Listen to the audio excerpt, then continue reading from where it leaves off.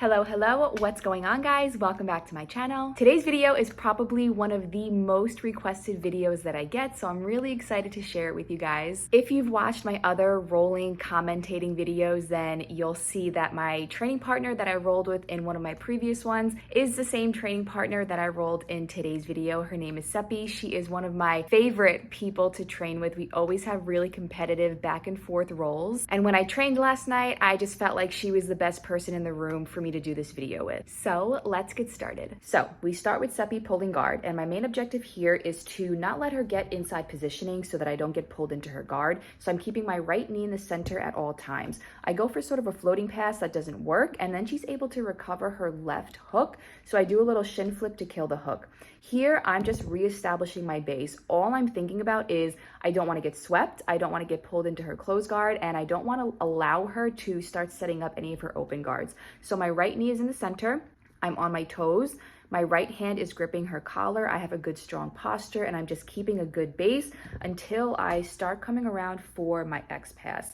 But the problem with that is she's able to keep her right hand in my collar, and she's also keeping herself in a really tight ball. So once she hip escapes, she's able to recover her right knee to the inside, and then we pretty much start from square one. To set up my next pass, I have my left hand on her pants, my right hand is gripping her belt and her lapel, and I'm using that as my base to jump around to the side. But what makes this difficult is that even though I almost got past her legs, she has her left foot lassoed through my arm here. So that's what I'm worrying about next. And I want to make sure I don't get toppled over. I want to make sure I keep a good base here. And I haven't truly passed her guard yet because she still has her, like I said, left hook lassoed through my arm. And then here I do a really dumb thing. So you saw how I brought my right foot over her right foot. At the time, it felt like a good idea. At the time, it felt like it allowed me to secure her body. It allowed me to secure her hips so that she couldn't move. But then later on, you'll see that I pretty much just pulled myself into her half guard. So now I'm just focusing on keeping a base with my left hand. I eventually get my right arm free. And look, now I'm in her half guard because I trapped myself. So what I'm doing right now is just trying to pass her half guard. And I like to do it from this sort of reverse position because I like to also set up the kimura trap from here. But she's doing a good job of keeping her hand on her own gi for defense. So it's really hard to set up the kimura. So I go for an underhook and head control to switch it up and then very quickly switch back to the kimura trap because I can feel her hips bumping me.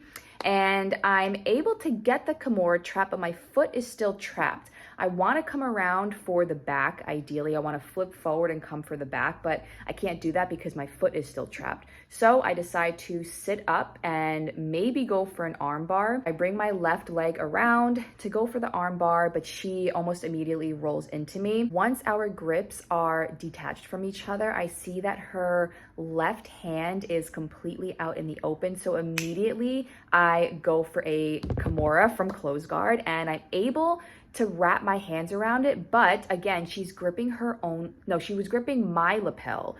So it was so hard to finish. And you'll see I start to hip escape to create my angle because I wouldn't be able to finish a kimura from straight on. I have to hip escape outwards and finish my kimura with an angle. And I'm trying to do that, but she has her grip on my own gi, so I can't finish it.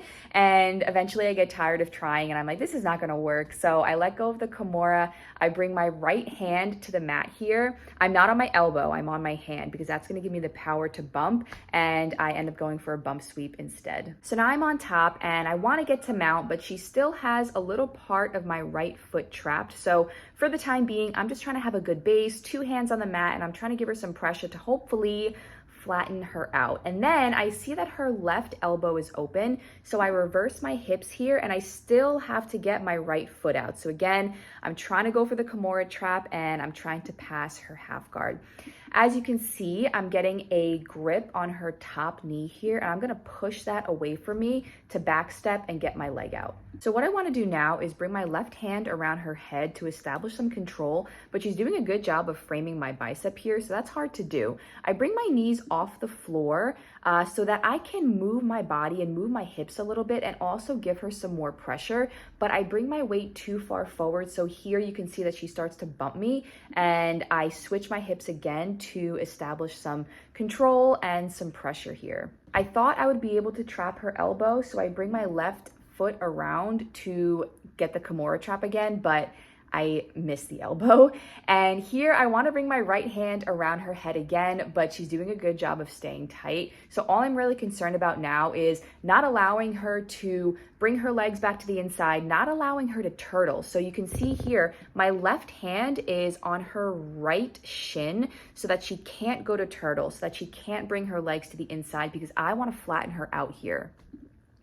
So I do start to flatten her a little bit, barely, and I try to bring my left knee across to go to mount, but she's able to trap it, and then I fall back into almost her closed guard. But like we talked about earlier, I keep my knee in the center so that I don't allow her to fully get closed guard. Here, I'm just trying to keep a good base. She tries to set up spider guard, and spider guard is really tricky. So all I'm really trying to do is, again, keep a knee in the center at all times and maneuver my weight to make sure that she can't sweep me over. I keep a hand on her collar. When you see me pull her back there, that was me trying to get rid of that spider hook. If I pull her legs down when she has spider, that's going to get rid of the leverage that she has so that she can't actually do any kind of sweep or attack from spider guard. I'm keeping one hand in the center. My other hand, she has a good grip on. My right knee is in the center, and I try to cut it through, but that doesn't work. So I just go back to square one and try to just reestablish my base here. Now you'll see I bring my left hand to her shin so that I can push it down, kick my leg back, and then I switch my hips and I start to flatten her hips to one side. I want to start to get my left knee in the center and bring my right leg out as a base. Once I do that, I get an underhook on my left side and head control on my right side. So what I'm thinking about here is just giving her heavy pressure and not allowing her to move her hips. I have a gable grip here, but I switched to a butterfly grip because it allows you to give a little bit more pressure. It's a little bit tighter.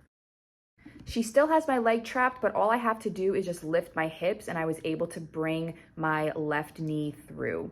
I don't do a great job of establishing mount, so she bumps me over right away. That's something I have to work on.